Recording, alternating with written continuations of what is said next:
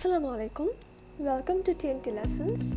আজকে আমরা যে টপিকটা দেখব সেটা হলো সিঙ্গল মুভিং ভেইন। সো ফার্স্টে আমরা এটাতে আসি যে ভেইন কী জিনিস। ভেইন হলো একটা ব্লেড টাইপের জিনিস যেটার থিকনেস অনেক কম থাকে। সো এই ব্লেডটার উপর দিয়ে ওয়াটার অথবা কোনো ফ্লুইড পাস করে।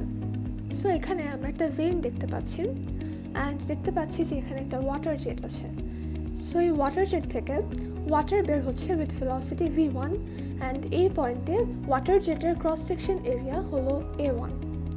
এখানে ভেইনটার গা ঘেঁষে ওয়াটারটা বের হয়ে যাবে উইথ ভেলোসিটি v2 অ্যান্ড সেটা এই ডিরেকশনে বের হয়ে যাবে। সো এখানে আমাদের অ্যাবসলিউট ভেলোসিটি অ্যান্ড রিলেটিভ ভেলোসিটির কনসেপ্টটা অনেক কাজে লাগবে। এখানে আমরা দুইটা সেকশন দেখব, মানে একটা হলো এন্ট্রান্স আর একটা হলো এক্সিট। এখানে ভেইনটা মুভ করছে উইথ ভেলোসিটি u অ্যান্ড এটার ডিরেকশন হলো ইনিশিয়ালি ওয়াটার জেটটা যেই ডিরেকশনে ট্রাভেল করছে তার প্যারালালে। এখানে ভেইনটা যে অ্যাঙ্গেলে বেন্ড হয়ে আছে সেই অ্যাঙ্গেলটা হলো বিটা। সো এখানে আমরা ফার্স্টে এন্ট্রান্স ভেলোসিটি ডায়াগ্রামটা দেখব। এটা হলো একটা ভেক্টর ডায়াগ্রামের মতো। সো এন্ট্রান্সে ওয়াটারের ভেলোসিটি ছিল ক্যাপিটাল v1 অ্যান্ড এটা হরিজন্টাল ডিরেকশনে কাজ করছিল অ্যান্ড ভেইনটার ডিরেকশনও প্যারালালি কাজ করছিল অ্যান্ড ভেইনের ভেলোসিটি ছিল u। সো এই জন্য দুইটা অ্যারোকে এখানে প্যারালালি দেখানো হয়েছে অ্যান্ড দুইটা অ্যারোর যে ডিফারেন্স সেটা হলো এন্ট্রান্সের রিলেটিভ ভেলোসিটি। এখন আমরা আসি এক্সিটের ভেলোসিটি ডায়াগ্রামটাতে।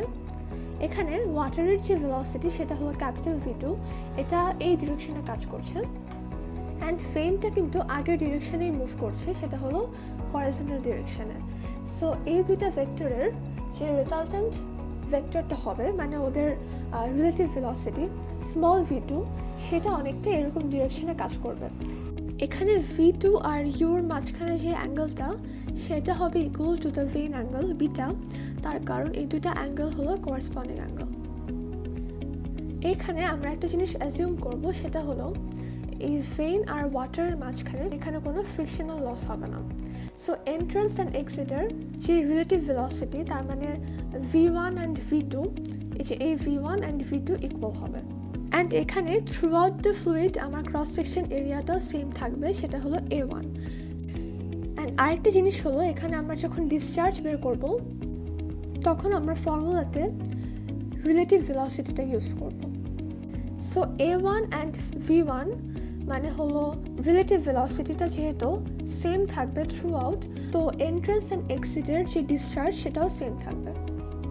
তো এটাকে আমরা লিখলাম যে q equals to a1 into v। আমরা আগের ভিডিওতে দেখেছিলাম যে relative velocity equals to absolute velocity of first body minus absolute velocity of second body. ওই জন্যই আমরা এখানে ভিটাকে ক্যাপিটাল v1 মাইনাস u দিয়ে শো করলাম। সো আমরা একবার নোটেশনগুলো সামারাইজ করে নিই। বিটা হলো ভেইন অ্যাঙ্গেল, ক্যাপিটাল v1 হলো absolute velocity of jet at entrance, capital v2 হলো absolute velocity of jet at exit, small v1 হলো relative velocity at entrance, small v2 হলো relative velocity at exit and small u হলো absolute velocity of vein in the same direction as the original jet. ওয়াটারের উপরে vein যে ফোর্সটা excerpt করছে সেটাকে আমরা আপাতত এই ডিরেকশনে অ্যাজিউম করে নিলাম। সো fx লেফট সাইডে কাজ করছে অ্যান্ড fy নিচের দিকে। সো আমরা এখন x ডিরেকশনে ইম্পালস মোমেন্টাম থিওরেম অ্যাপ্লাই করব। সো আমরা লিখতে পারি summation of fx equals to minus f v over fx। Minus সাইনটা আমি আগেই বলেছিলাম যে আপাতত ধরে নিচ্ছি যে লেফট সাইডে কাজ করছে, ওই জন্য আমরা মাইনাস দিচ্ছি অ্যান্ড ভি ওভার এফ দিয়ে বোঝানো হয়েছে যে ভেইন ফ্লুইডের উপরে যে ফোর্সটা এক্সার্ট করছে এটা হলো সেই ফোর্সটা। সো ফর্মুলা অনুযায়ী আমরা জানি যে rho Q v2x minus v1x দিয়ে লিখতে পারি আমরা। এখন আসি যে v2xটা কী হবে। এটাও আমরা লাস্ট ভিডিওতে দেখেছিলাম যে আমরা vx-কে লিখতে পারি u plus v cos beta. So same জিনিসটাই আমরা এখানে দেখছি। v2x-কে আমরা u plus v2 cos beta দিয়ে রিপ্লেস করতে পারি আর v1x-কে এখানে আমার V1 যেহেতু হরিজন্টাল, সো কোনো ভার্টিক্যাল কম্পোনেন্ট হবে না, সো V1x কে আমরা ডিরেক্টলি V1 লিখতে পারি, অ্যান্ড V2 কে মানে রিলেটিভ ভেলোসিটিকে আমরা লিখতে পারি V1 মাইনাস ইউ। সো এখানে নেক্সট লাইনে আমরা V1 মাইনাস ইউটাকে কমন নিলাম, কমন নিয়ে আমরা দেখতে পাচ্ছি যে সামেশন অফ এফএক্সকে আমরা লিখতে পারবো rho Q V1 minus U into cos beta minus 1। So এরপর থেকে আমরা যখন ম্যাথ করব আমরা ডিরেক্টলি এই ফর্মুলাটা ইউজ করতে পারবো। সিমিলারলি আমরা y ডিরেকশনে ইম্পালস মোমেন্টাম থিওরেম অ্যাপ্লাই করব। সো আমরা summation of Fy equals to minus Fv over Fy লিখতে পারি।